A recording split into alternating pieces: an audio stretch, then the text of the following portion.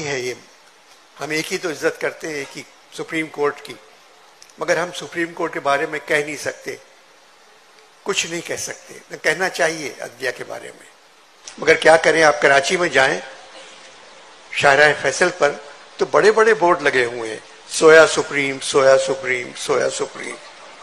जब सुप्रीम सो रहा है तो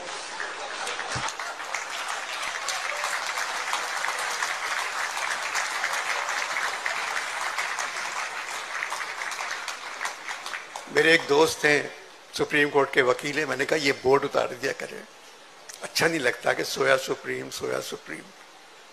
कब जागेगा।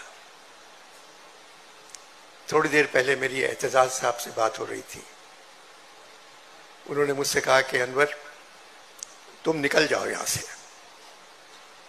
क्योंकि अंजाम अच्छा नहीं लग रहा है। मैंने कहा एतजाज, जिसका आगाज अच्छा हो उसका अंजाम भी अच्छा ही होता है। मैं क्या करूंगा जाके बाहर, जो कुछ मेरे पास है, जो कुछ मैं हूं, जो कुछ मेरी इज्जत है, इस वतन की वजह से है।